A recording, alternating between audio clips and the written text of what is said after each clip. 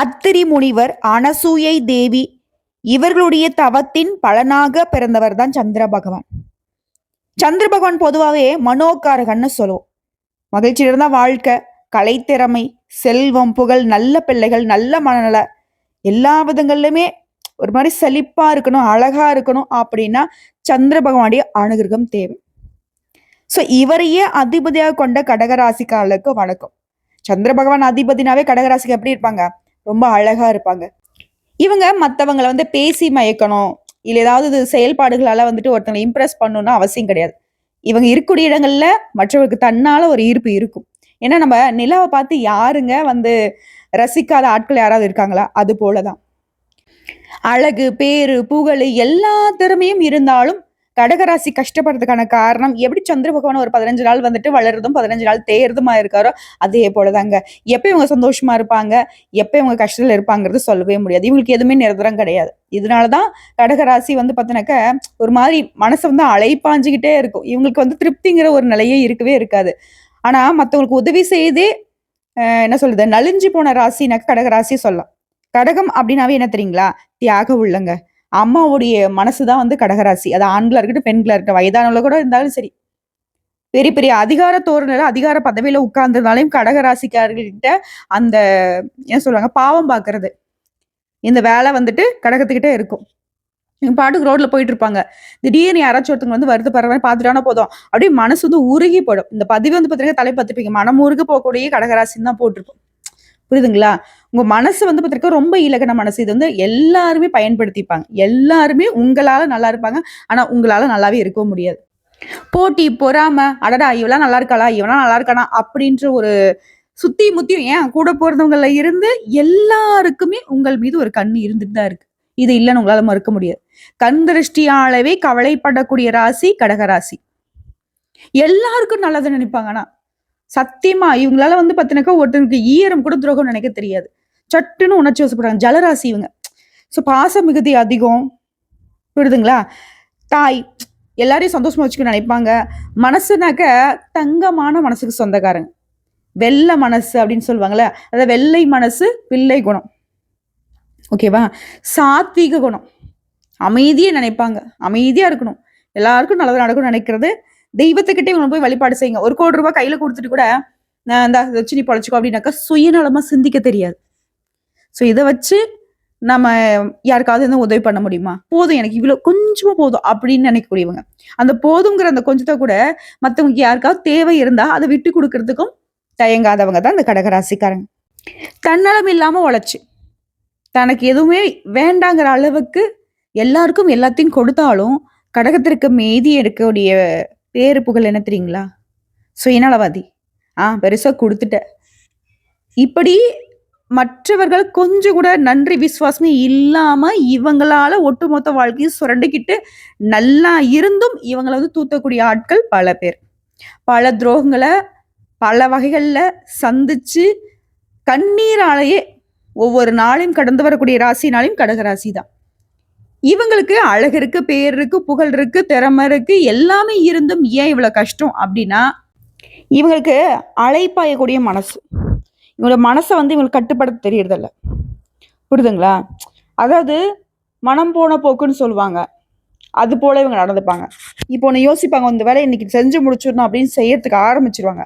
அந்த சமயத்துல மற்றவங்க யாராவது ஏதோ ஒரு வேலையை செஞ்சுட்டு இருப்பாங்க இல்லையா, அவங்க சிறப்பா செய்யாம வேணும்னே ஏதாவது ஒன்று பண்ணிட்டு இருப்பாங்கன்னு வைங்க. அதை பார்க்கக்கூடிய கடகம் என்ன செய்யணாக்க, ஏன்டா இப்படி பண்றாங்க, அது அவங்களுக்கு பாதிப்பை கொடுத்துருமே, அவங்க கஷ்டப்படுவாங்களே அப்படின்னு சொல்லிட்டு தன்னுடைய வேலை வெட்டிலாம் அப்படியே போட்ட பாக்கில் போட்டுட்டு அவங்களுக்கு உதவி செய்ய போயிடும். கடகராசி பெரும்பாலும் கஷ்டப்படுறதுக்கும் தோல்வி அடைறதுக்கும் என்ன காரணம் என்ன தெரியுங்களா?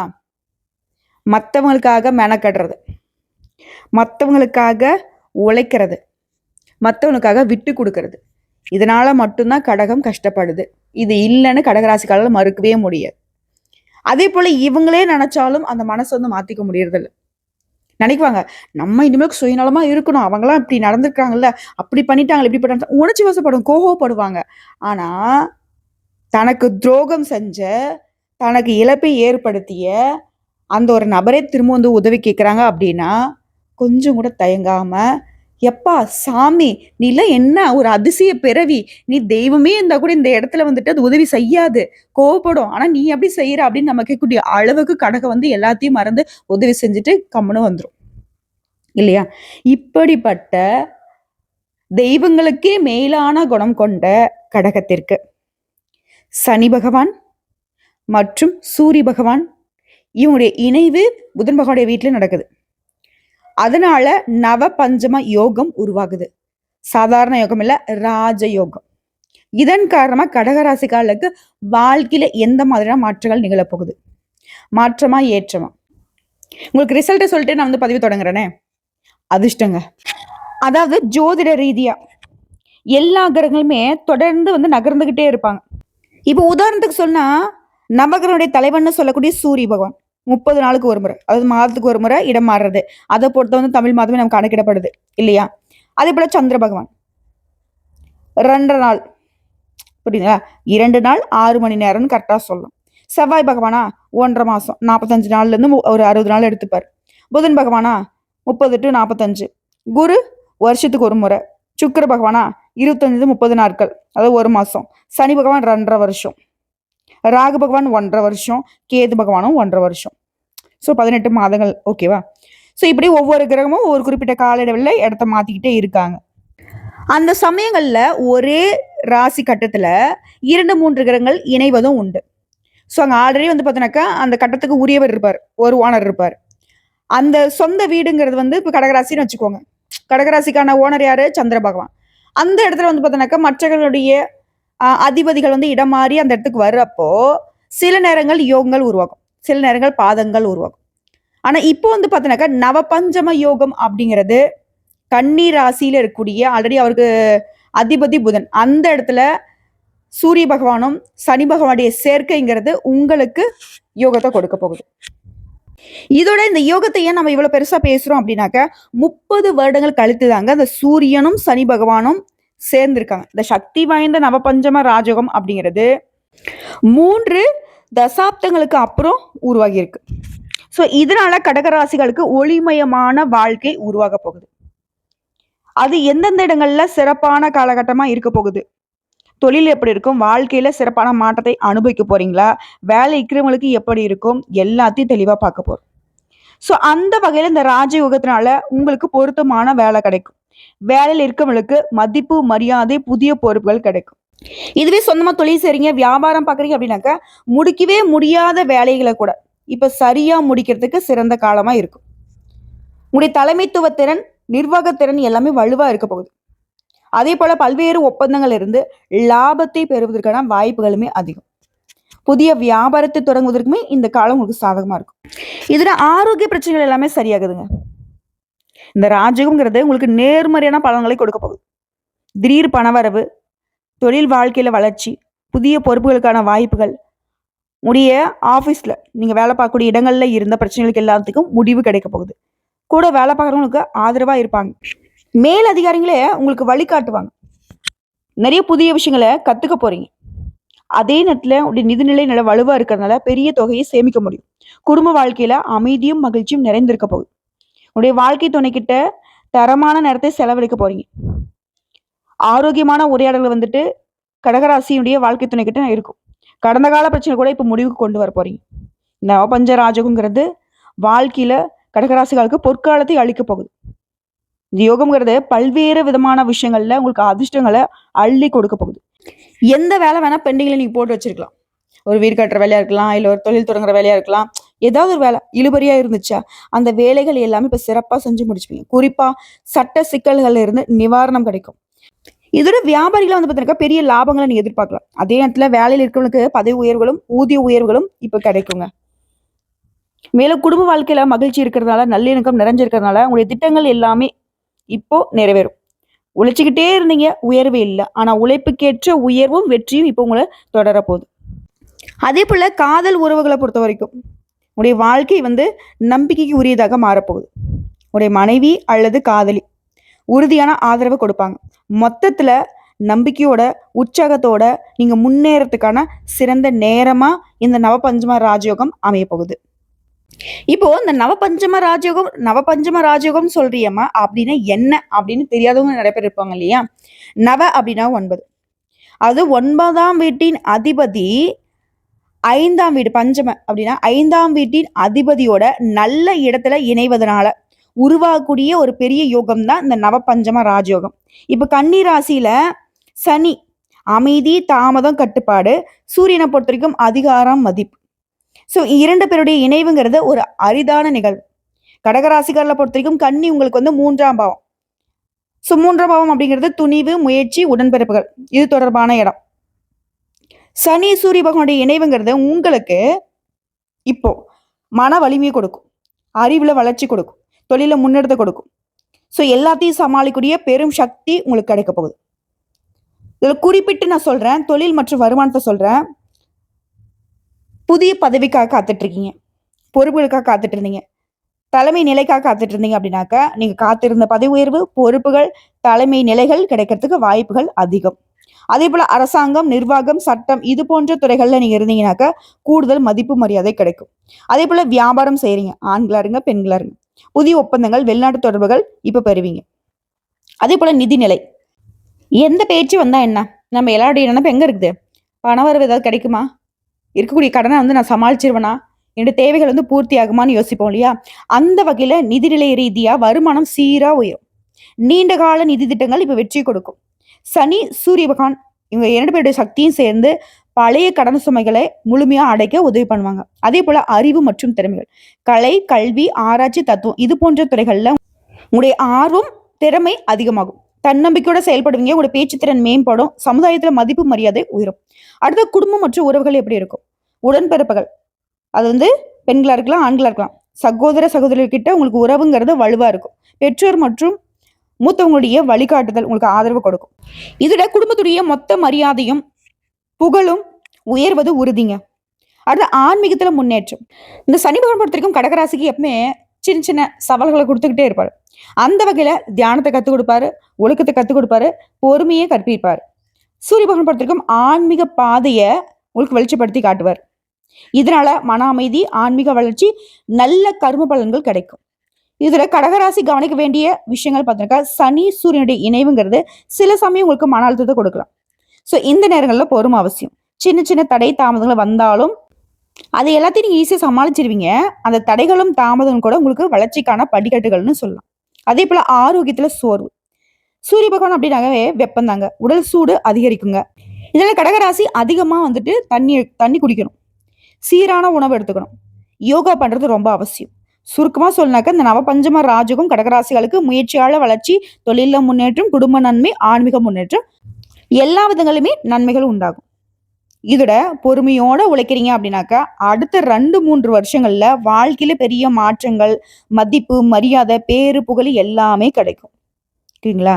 இன்னும் சொல்லப்போனா இந்த நவபஞ்ச ராஜகம் துவங்கக்கூடிய மாதத்துல இருந்து மனசுல துணிவு, தன்னம்பிக்கை, புதிய முயற்சிகள் தொடங்குவீங்க, வேலை தொழில புதிய திட்டங்களை உருவாக்குவீங்க, குடும்பத்துல உற்சாகம், உறவுகள் வலுவாகும், வியாபாரம் தொழில்லாம் வெளிநாட்டு தொடர்புகள் உருவாகும், உடன்பிறப்புகள் வழியில நல்ல செய்தி கிடைக்கும், அரசு மற்றும் அதிகாரப்பூர்வ விஷயங்கள்ல முன்னேற்றம் இருக்கும். இதுல அப்பப்போ கொஞ்சம் உடல் சோர்வு வரும், ஓய்வு எடுத்துக்கோங்க, அது ரொம்ப அவசியம். தொழிலை பொறுத்த வரைக்கும் நீங்க காத்திருந்த பதவிகள் கிடைக்கிறதுக்கு வாய்ப்புகள் அதிகம், பணவரவு உயரும், சேமிப்பு அதிகமாகும், கல்வி, கலை, தத்துவம் இது தொடர்பான விஷயங்கள்ல ஆர்வமா இறங்குவீங்க.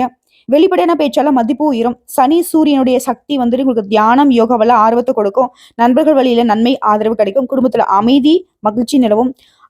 எக்காரணத்தை கொண்டு கடகராசி வந்து பார்த்தீங்கன்னாக்கா ஆரோக்கிய விஷயத்துல மட்டும் கேர்லெஸ்ஸா இருந்துடாதீங்க. எப்பவுமே வந்து பார்த்தீங்கன்னாக்கா ஆரோக்கியம் தான் ரொம்ப முக்கியம். உடல் வெப்பம், அழுத்தம் இதெல்லாம் வந்து அதிகரிக்கிறதுக்கு வாய்ப்பு. தொழில் தொடர்பான முக்கியமான முடிவுகள் எடுப்பீங்க. சொத்து, நிலம் தொடர்பான நல்ல வாய்ப்புகள் அமையும். அரசு வேலை, போட்டித் தேர்வுகள் முயற்சிகள்ல வெற்றி உண்டு. அரசாங்க உத்தியோகம் கடகராசிக்கு கண்டிப்பா உண்டுங்க. முயற்சி பண்ணுங்க. அதே மாதிரி பெரியவங்க கிட்ட வழிகாட்டுதல் கிடைக்கும். குடும்பத்துல மகிழ்ச்சி இருக்கும், உறவுகள் வலுவா இருக்கும், வியாபாரத்துல விரிவாக்கம் ஏற்படும், புதிய முதலீடுகளுக்கான வாய்ப்பு அமையும், மன நிறைவு தரக்கூடிய நல்ல செய்திகள் உங்களை தேடிட்டு வரும். இதுல கடகராசிகளுக்கு அதிர்ஷ்டம் தரக்கூடிய எண்கள் 2, 7. அதிர்ஷ்டம் தரக்கூடிய நிறம் வெள்ளை, வெள்ளி, பச்சை, நீலம் இந்த நிறங்கள். அதே போல அதிர்ஷ்டம் தரக்கூடிய ரத்தினம், முத்து மற்றும் சந்திரகாந்தம். அதிர்ஷ்டகரமான நாள்னு பார்த்தோம்னாக்க திங்கள். அதிர்ஷ்டம் தரக்கூடிய திசை வடக்கு. ஸோ கடகராசிகளும் எக்காரணம் கொண்டும் செய்யவே கூடாது, தவிர்த்தே ஆகணுன்ற விஷயம் பார்த்தாக்கா கோபங்க, மன உறுதி இல்லாம இருக்கிறது. ஸோ இந்த இடத்துல சட்டுன்னு கோவப்படுறத விட்டுறணும். நமக்கு நல்லாவே தெரியும். நமக்கு வந்து பார்த்தீங்கன்னா, இவங்க ஏதோ பண்றாங்க. நம்மள கோவப்படுத்தி ஒட்டுமொத்தமா நம்முடைய செயல்பாடுகள தடுக்க நினைக்கிறாங்கிறது தெரியும். இருந்தாலும் அந்த சமயத்துல நம்மளால வந்து உணர்ச்சி வசத்த கட்டுப்படுத்த முடியறதில்ல. ஸோ அந்த இடங்கள்ல கோபத்த கட்டுக்குள்ள வச்சுக்கணும். மனசு வந்து உறுதி இல்லாம போயிடுது. ஈஸியா வந்து ஒருத்தவங்க நெனச்சா நம்ம மனச வந்து உடைச்சிடலாம். கடகராசிய பொறுத்தவரைக்கும் மன வலிமைய வந்துட்டு பெருசா நீங்க பார்க்க முடியாது. ஸோ மன வலிமைய நீங்க வந்து மேம்படுத்திக்கணும். அதனால தான் நான் சொன்னேன் முன்னாடி யோகா பண்ணுங்க, தியானம் பண்ணுங்க அந்த மாதிரி. அதேபோல மத்தவங்க ஒரு விஷயத்த சொல்றாங்க. உங்கள தப்பாவே பேசுனாங்கன்னா கூட, "அட போடா எனக்கு தெரியும் என்ன பத்தி" அப்படின்னு நெனச்சுட்டு போங்க. ஆனா அவன் சொல்லிட்டானே, எப்படி நம்மள சொல்லலாம்? அந்த மாதிரி இடத்துக்கு போயிட்டீங்கன்னா, கட்டாயம் உங்களுக்கு தோல்வி நிச்சயம். அவனுடைய நோக்கமே உங்கள அழுக வைக்கணும். உங்கள வந்து கஷ்டப்படுத்தணும். நீ வருத்தப்பட்டா அவங்களுக்கு சந்தோஷம். அதுக்கு ஏன் நீங்க வாய்ப்பு குடுக்குறீங்க? அத மாத்திக்கோங்க. அதேபோல திடீர்னு முடிவு எடுக்கிறது. பொறுமை இல்லாம எடுத்தோம் கவுத்தோன்னு ஏதாவது ஒரு வேலைய செய்றது. அதெல்லாம் இருக்கவே கூடாது.